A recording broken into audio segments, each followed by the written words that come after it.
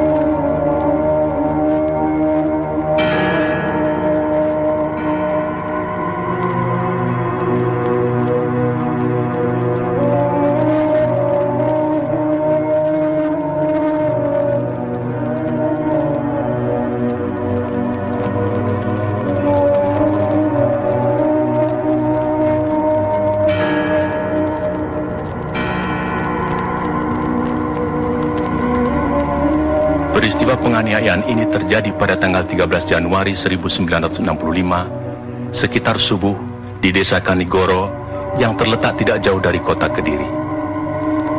Ribuan orang-orang PKI menyerbu tempat training center pelajar Islam Indonesia. Kecuali melakukan pemukulan terhadap seorang kiai dan beberapa orang guru, mereka menginjak-injak kitab suci Al-Quran.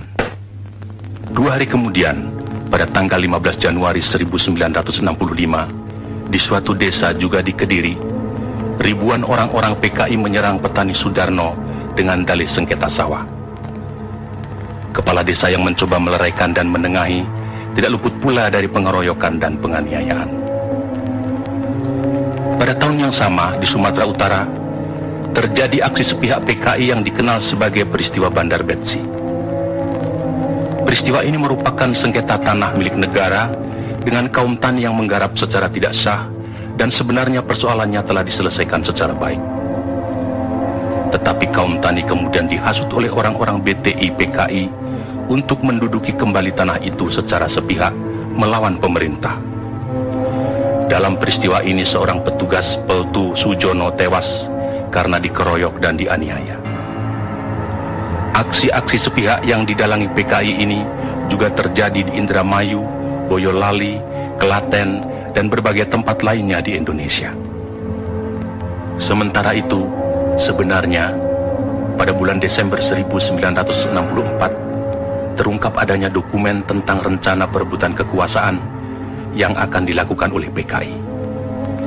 Namun oleh PKI dokumen itu dikatakan palsu dan malah menuduh balik bahwa fitnah itu sengaja disebarkan oleh lawan politiknya, yaitu Partai Murba yang Trotskist, dalam hal ini Khairul Saleh dan Sukarni. Juga dokumen yang semacam pernah tersiar menjelang pemberontakan PKI Madiun tahun 1948 yang juga disanggahnya namun kemudian terbukti benar. Dalam rangka persiapan gerakan perebutan kekuasaan negara, Partai Komunis Indonesia PKI membentuk Biro Khusus pada tahun 1964. Tugas Biro Khusus ini adalah melakukan infiltrasi ke dalam tubuh ABRI. Sifat kegiatannya rahasia, dan biro ini dipimpin oleh Sam Kamaruzaman sebagai ketua, yang bertanggung jawab langsung kepada ketua partai D.N. Aidit. Biro khusus inilah yang kemudian diberi tugas oleh pimpinan PKI untuk menyusun gerakan 30 September 1965. Sementara itu pula, atas saran Perdana Menteri Republik Rakyat Cina Chou En-lai, PKI melancarkan tuntutan pembentukan Angkatan Kelima, yaitu agar buruh tani dipersenjatai. Tuntutan PKI ini tidak mendapat dukungan kecuali dari pimpinan Angkatan Udara Auri, Menteri Panglima Angkatan Udara Omar Dhani. Sebaliknya, Menteri Panglima Angkatan Darat Letnan Jenderal Ahmad Yani secara tegas menolaknya. Karena menurut perhitungannya, pembentukan Angkatan Kelima akan menimbulkan keruwetan dalam garis komando maupun pengawasan kekuatan bersenjata di Indonesia. Perlu dicatat, gagasan ini sebenarnya tidak lepas dari kesanggupan Chou En-lai yang menjanjikan 100.000 pucuk senjata ringan secara cuma-cuma. Dalam kenyataannya kemudian, meskipun pembentukan Angkatan Kelima tidak terwujud, namun pemberian senjata dari RRC ini tidak terlepas dari penyusunan kekuatan bersenjata yang digunakan oleh PKI dalam gerakan 30 September 1965. Karena sikap pimpinan Angkatan Darat yang tidak mau mendukung tuntutan-tuntutan PKI tersebut, dan juga karena PKI selalu mencurigai pimpinan Angkatan Darat sebagai kekuatan utama yang akan merintangi perjuangan PKI, sebagaimana pengalaman-pengalaman sejarah peristiwa Madiun tahun 1948, maka diciptakan isu Dewan Jenderal yang dikatakan akan melancarkan coup. Seiring dengan isu ini, dengan gencar tersiar adanya dokumen Gilchrist yang konon menurut versi PKI ditemukan di rumah Bill Palmer sewaktu rumah orang Amerika itu diobrak-abrik pemuda rakyat. Gilchrist adalah duta besar Inggris, dan dalam dokumen yang ternyata palsu itu tersebut kata-kata "Our local army friends" yang kemudian diinterpretasikan sama dengan Dewan Jenderal.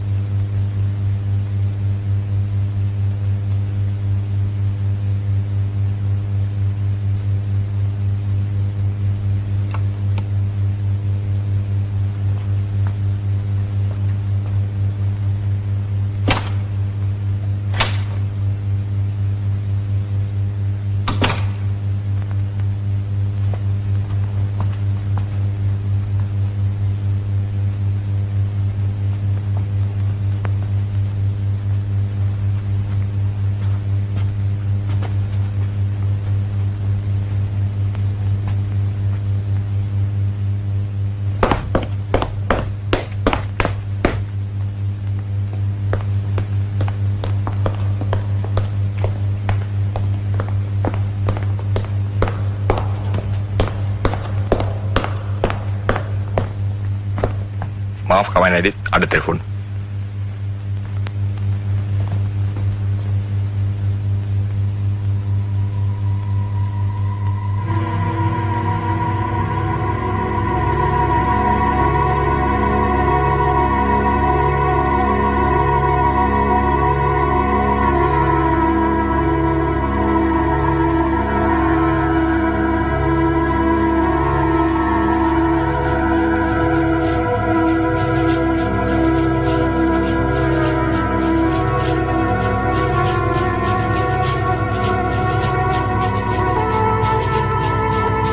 Bagaimana, Profesor Hu?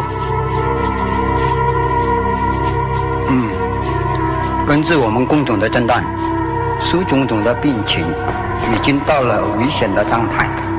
当然，这并不是说完全没有复原的希望，只是有两种可能性是对总统的议题极端不利，那就是若不全身瘫痪，便是死亡。 Menurut Profesor Hu, keadaan kesehatan Paduka Yang Mulia Bung Karno cukup kritis. Tentu saja bukan berarti tidak ada kemungkinan sembuh. Tapi, dua kemungkinan yang terburuk akan bisa menimpa Paduka, yaitu kemungkinan lumpuh atau meninggal.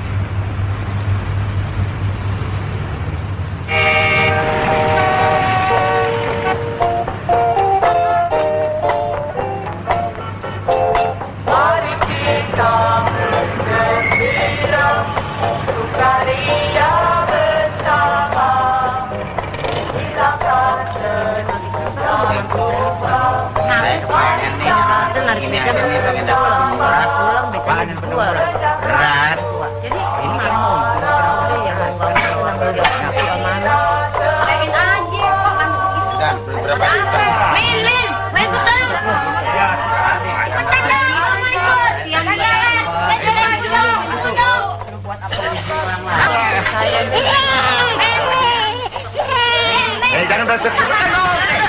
Lo mau ngapain? Mau ngapain? Jangan ribut. Satu. Ya. Tuh, bakatnya juga apa tuh? Ini bocah lagi ini berincik banget sih lagi lo.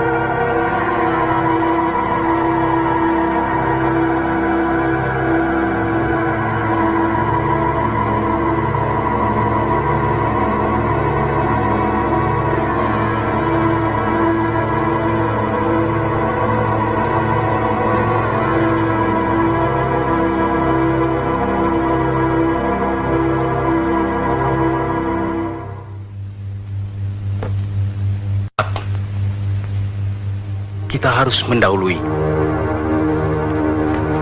Jangan didahului.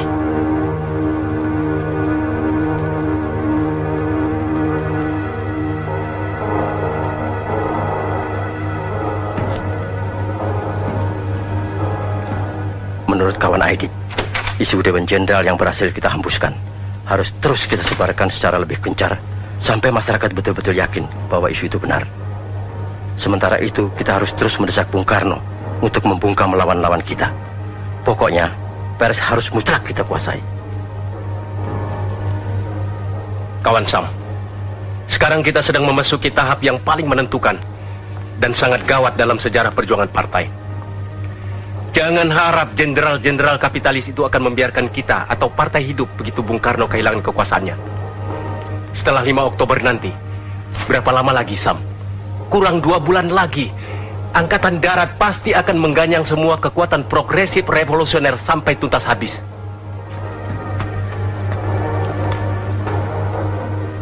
Jadi sekarang betul-betul tinggal masalah waktu. Siapa cepat dapat, siapa tepat selamat. Terus, kita tidak boleh meleset dalam menentukan segala sesuatunya. Kontak seluruh perwira yang berpikiran maju yang mendukung kita. Segeralah menyusun kekuatan, kumpulkan semua anggota biro khusus, baik pusat maupun daerah.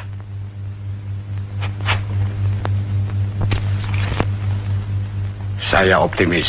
Saya yakin sekali segala sesuatu di muka bumi ini berpihak pada kita. Saya betul-betul optimis. Semua perwira yang saya bina kesadaran politiknya juga mempunyai optimisme yang sama. Pemuda-pemuda kita sedang berlatih keras di lubang buaya. Mereka semua semakin keras dari hari ke hari. Juga mereka semakin kuat dari waktu ke waktu. Seperti ajal bagi Nicolim dengan antek-anteknya. Tapi saya ragu. Apakah ajal Bung Karno benar-benar sudah dekat seperti perkiraan tim Dr. LRT? Cepat atau lambat, ajal itu pasti datang. Cepat atau lambat, jenderal-jenderal itu terus menghimpun kekuatan. Dan saya tidak ingin kalah cepat. Kemungkinan coup yang akan mereka lakukan akan memperoleh kesempatan yang baik pada hari 5 Oktober nanti. Pada saat itu mereka akan mampu menghimpun kekuatan secara maksimal. Dan saya tidak menghendaki hari itu tiba untuk mereka. Satu detik pun kita tidak boleh kalah. Hubungi kawan-kawan.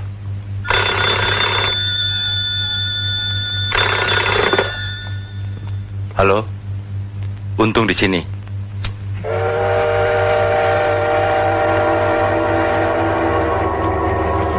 Kawan Ketua Aidit berpesan agar gerakan-gerakan yang akan kita lancarkan harus bersifat terbatas dan akan merupakan gerakan militer. Kedua, sasaran utama gerakan adalah para jenderal yang tergabung dalam apa yang dinamakan Dewan Jenderal dan atau jenderal-jenderal atau tokoh-tokoh yang anti partai, yang komunistofobi. Ketiga, gerakan ini harus menguasai instalasi-instalasi vital seperti Telkom, RRI, PTT, kereta api, dan lain-lain. Untuk memimpin gerakan, kita sepakat mengajukan 3 orang calon. Yang terdiri dari perwira-perwira berpikiran maju, yaitu Letnan Kolonel Untung, Komandan Batalion dari Resimen Cakrawirawa, Kolonel Infanteri Latif, Komandan Brigif 1, Kodam 5 Jaya, dan Mayor Udara Suyono, Komandan Pasukan Pengawal Pangkalan Udara. Ada koreksi? Saya kira cukup.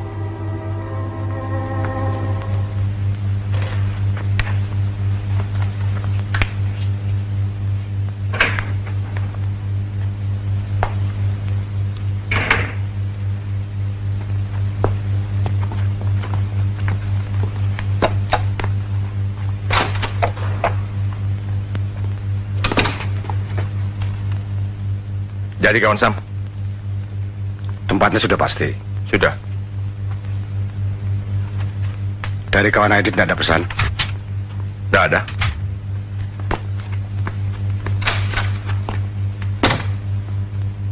Sudah kawan Sam? Sudah.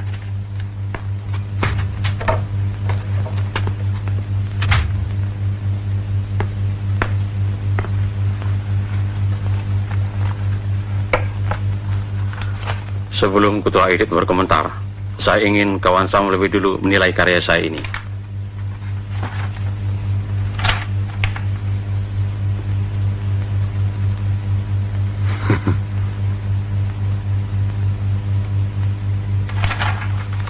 Tapi bagaimanapun, semuanya tergantung pada perkembangan kesehatan Bung Karno.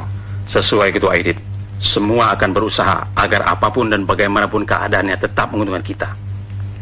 Dan kita akan melalap setiap kesempatan yang lewat. Tapi yang penting, kita harus bisa mengusahakan sedemikian rupa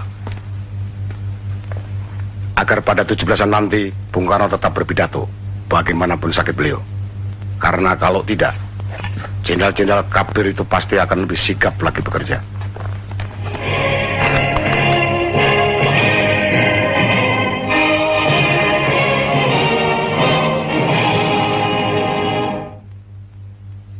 Selanjutnya, Paduka Yang Mulia Presiden, Pemimpin Besar Revolusi, Bung Karno.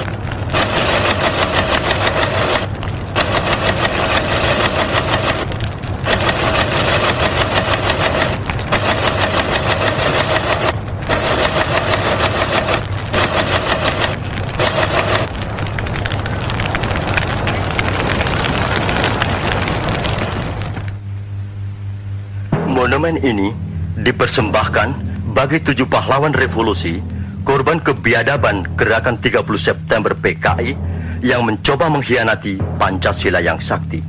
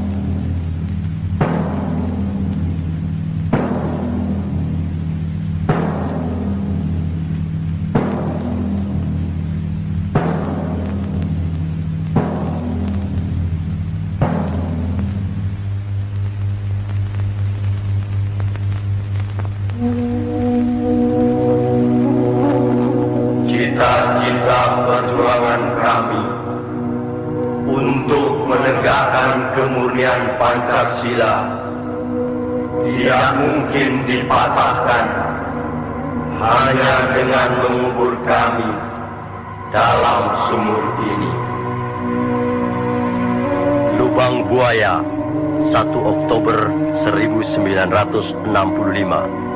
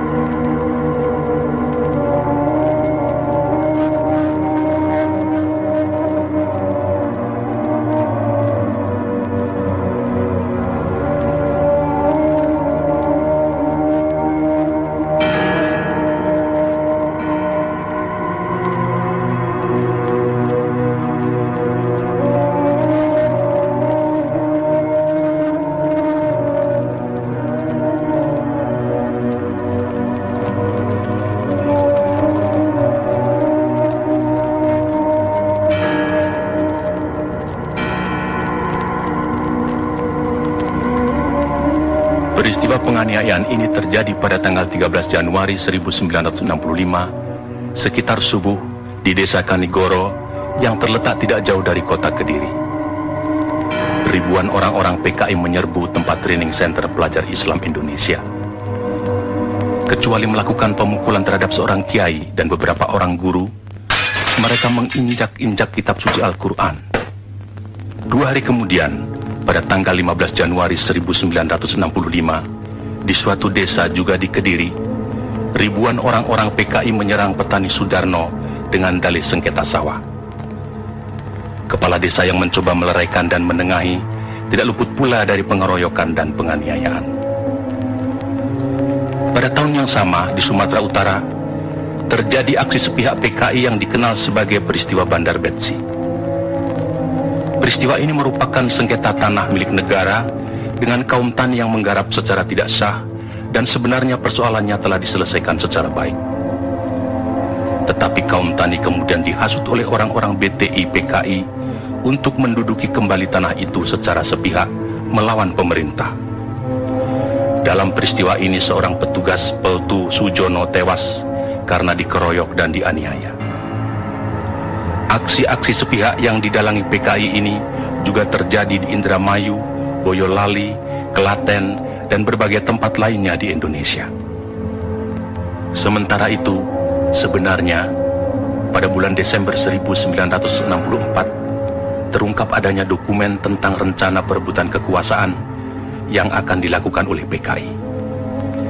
Namun oleh PKI dokumen itu dikatakan palsu dan malah menuduh balik bahwa fitnah itu sengaja disebarkan oleh lawan politiknya, yaitu Partai Murba yang Trotskis, dalam hal ini Khairul Saleh dan Sukarni.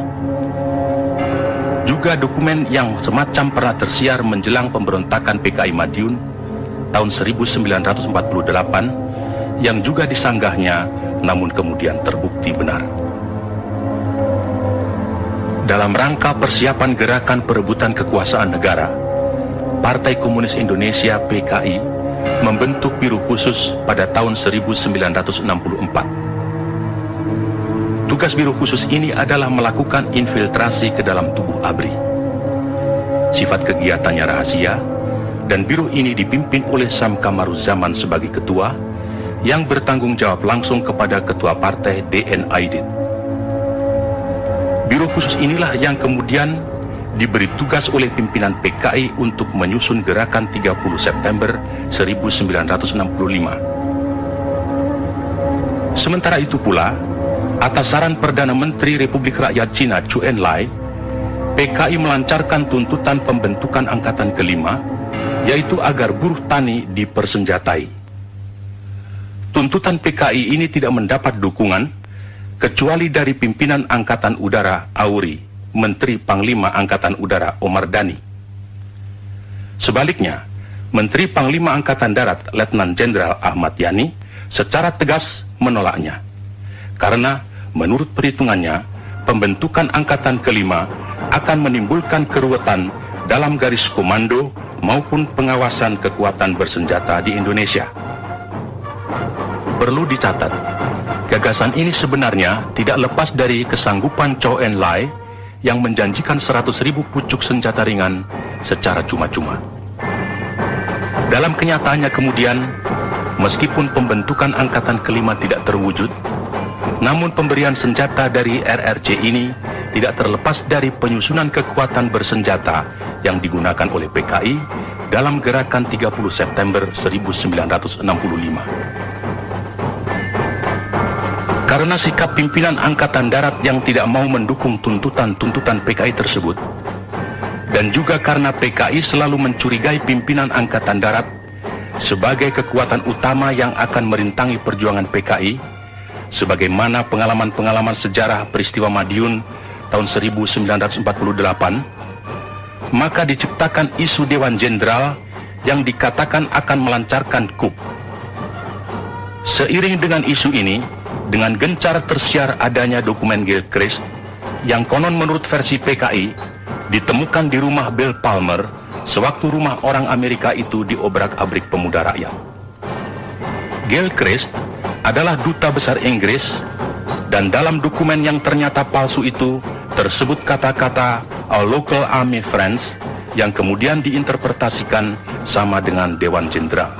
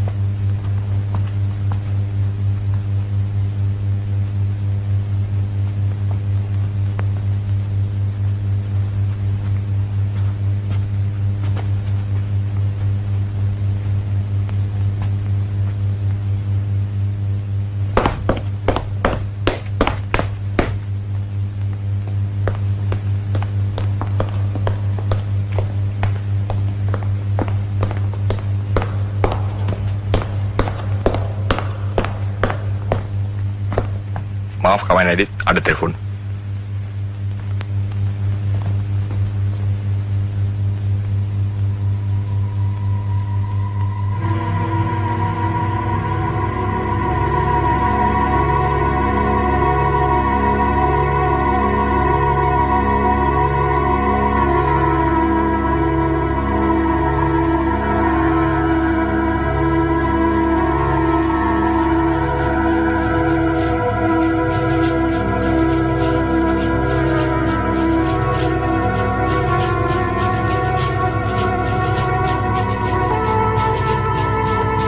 Bagaimana, Profesor Hu? 根据我们共同的诊断，苏总统的病情已经到了危险的状态。当然，这并不是说完全没有复原的希望，只是有两种可能性是对总统的议题极端不利，那就是若不产生摊贩嘛，便是死亡。 Menurut Profesor Hu, keadaan kesehatan Paduka Yang Mulia Bung Karno cukup kritis. Tentu saja bukan berarti tidak ada kemungkinan sembuh. Tapi, dua kemungkinan yang terburuk akan bisa menimpa Paduka, yaitu kemungkinan lumpuh atau meninggal.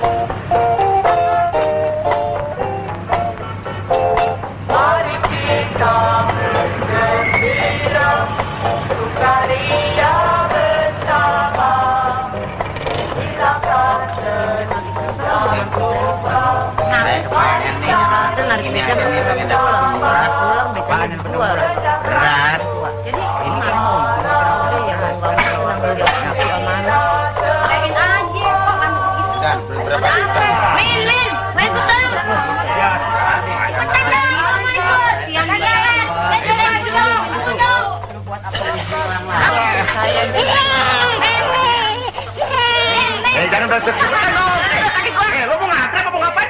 Jangan ribut. Satu. Ya. Tuh, gua kata juga apa tuh? Ini bocah lagi ini berincik banget sih lagi lo.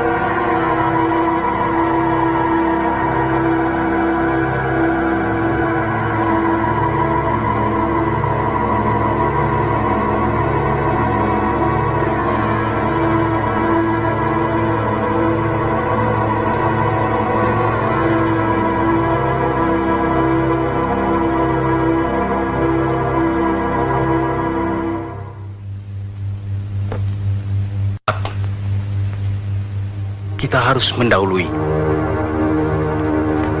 Jangan didahului.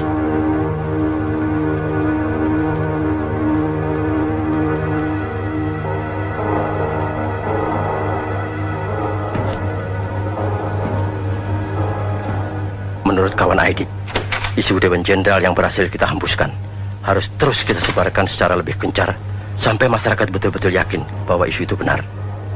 Sementara itu, kita harus terus mendesak Bung Karno untuk membungkam lawan-lawan kita. Pokoknya, pers harus mutlak kita kuasai.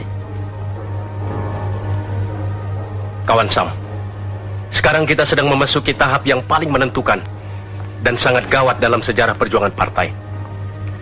Jangan harap jenderal-jenderal kapitalis itu akan membiarkan kita atau partai hidup begitu Bung Karno kehilangan kekuasaannya. Setelah 5 Oktober nanti, berapa lama lagi, Sam? Kurang 2 bulan lagi. Angkatan Darat pasti akan mengganyang semua kekuatan progresif revolusioner sampai tuntas habis.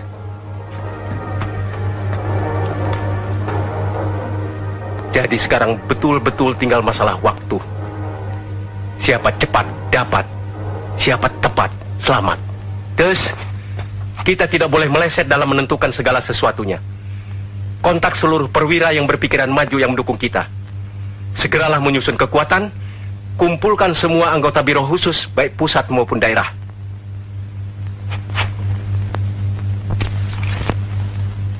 Saya optimis. Saya yakin sekali segala sesuatu di muka bumi ini berpihak pada kita. Saya betul-betul optimis. Semua perwira yang saya bina kesadaran politiknya juga mempunyai optimisme yang sama. Pemuda-pemuda kita sedang berlatih keras di lubang buaya. Mereka semua semakin keras dari hari ke hari. Juga mereka semakin kuat dari waktu ke waktu. Seperti ajal bagi Nicolim dengan antek-anteknya. Tapi saya ragu. Apakah ajal Bung Karno benar-benar sudah dekat seperti perkiraan tim Dr. LRT? Cepat atau lambat, ajal itu pasti datang. Cepat atau lambat, jenderal-jenderal itu terus menghimpun kekuatan. Dan saya tidak ingin kalah cepat. Kemungkinan coup yang akan mereka lakukan akan memperoleh kesempatan yang baik pada hari 5 Oktober nanti. Pada saat itu mereka akan mampu menghimpun kekuatan secara maksimal. Dan saya tidak menghendaki hari itu tiba untuk mereka. Satu detik pun kita tidak boleh kalah. Hubungi kawan-kawan.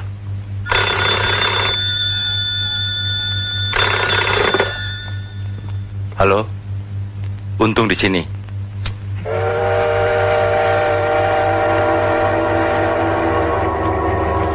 Kawan Ketua Edit berpesan agar gerakan-gerakan yang akan kita lancarkan harus bersifat terbatas dan akan merupakan gerakan militer.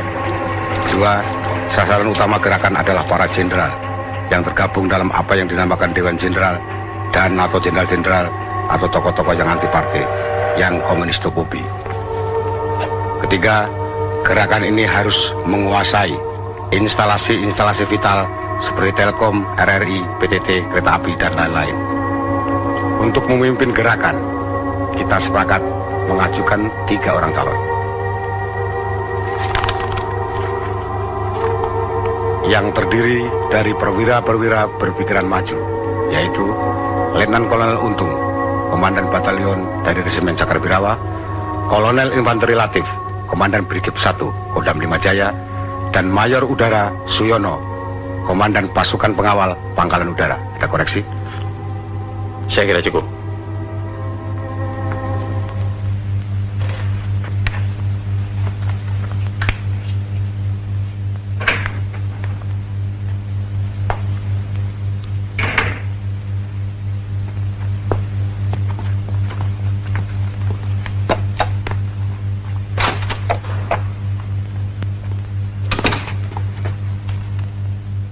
Jadi kawan Sam, tempatnya sudah pasti. Sudah. Dari kawan Edit tidak ada pesan? Tidak ada.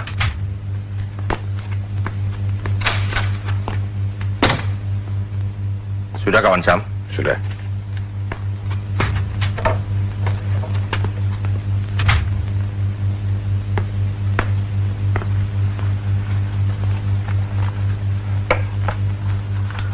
Sebelum Ketua Edit berkomentar, saya ingin kawan Sam lebih dulu menilai karya saya ini.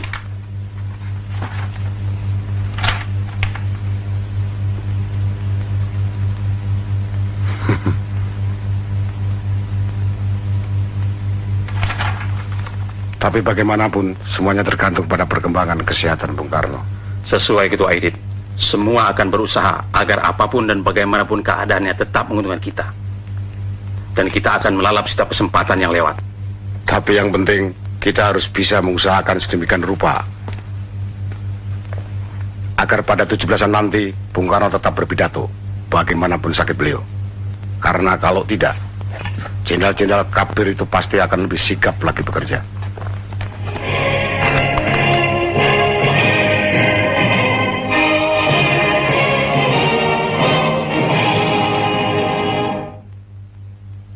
Selanjutnya, Paduka Yang Mulia Presiden, Pemimpin Besar Revolusi, Bung Karno.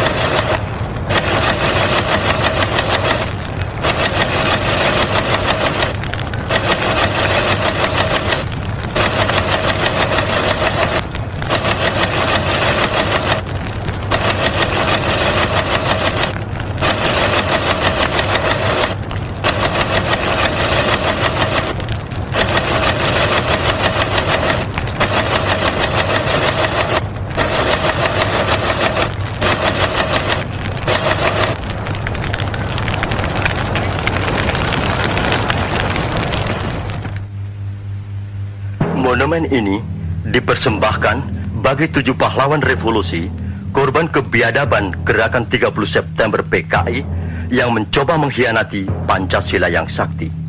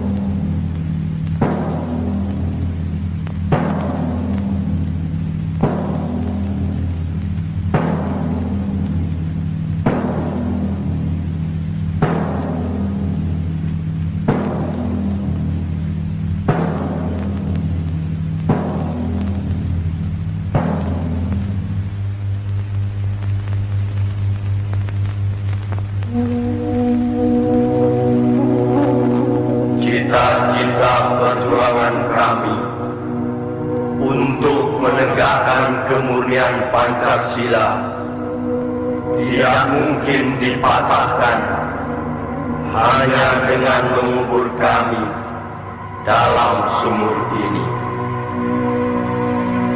Lubang Buaya, 1 Oktober 1965.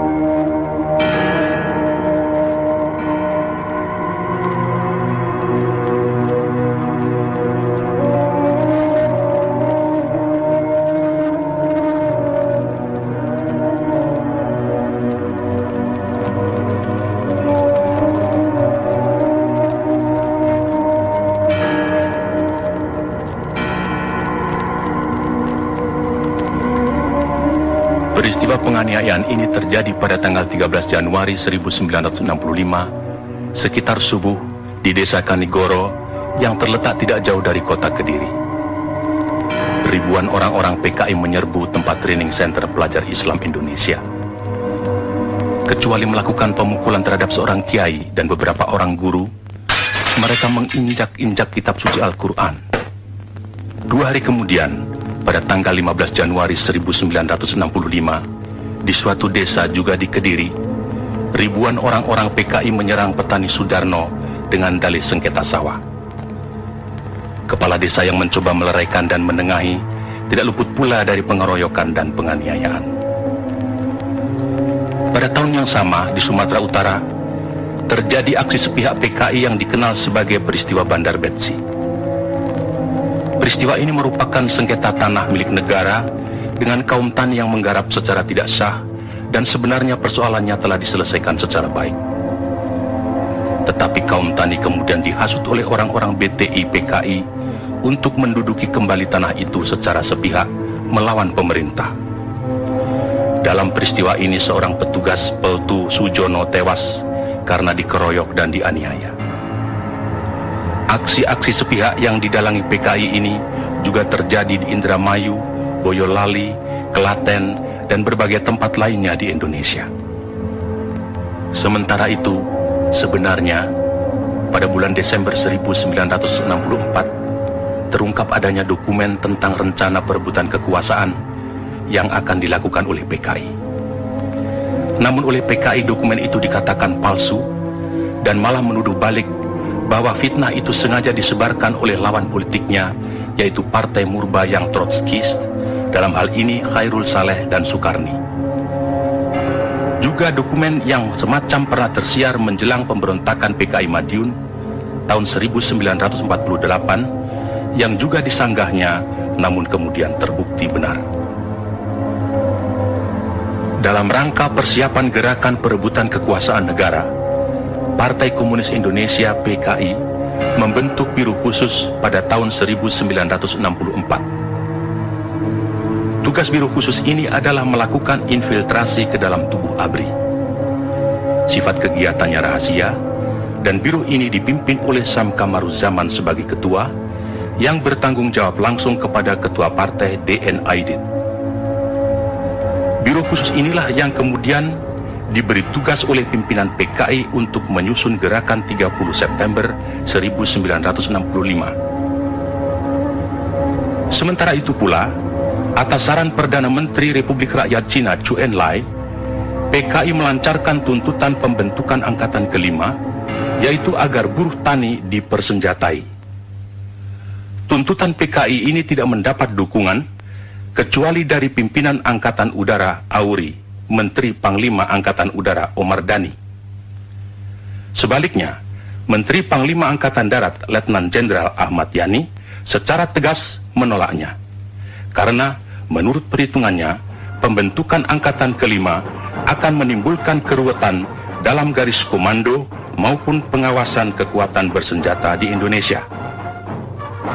Perlu dicatat, gagasan ini sebenarnya tidak lepas dari kesanggupan Zhou Enlai yang menjanjikan 100.000 pucuk senjata ringan secara cuma-cuma. Dalam kenyataannya kemudian, meskipun pembentukan angkatan kelima tidak terwujud, namun pemberian senjata dari RRC ini tidak terlepas dari penyusunan kekuatan bersenjata yang digunakan oleh PKI dalam gerakan 30 September 1965. Karena sikap pimpinan Angkatan Darat yang tidak mau mendukung tuntutan-tuntutan PKI tersebut, dan juga karena PKI selalu mencurigai pimpinan Angkatan Darat sebagai kekuatan utama yang akan merintangi perjuangan PKI, sebagaimana pengalaman-pengalaman sejarah peristiwa Madiun tahun 1948, maka diciptakan isu Dewan Jenderal yang dikatakan akan melancarkan coup. Seiring dengan isu ini, dengan gencar tersiar adanya dokumen Gilchrist yang konon menurut versi PKI ditemukan di rumah Bill Palmer sewaktu rumah orang Amerika itu diobrak-abrik pemuda rakyat. Gilchrist adalah duta besar Inggris, dan dalam dokumen yang ternyata palsu itu tersebut kata-kata Our Local Army Friends yang kemudian diinterpretasikan sama dengan Dewan Jenderal.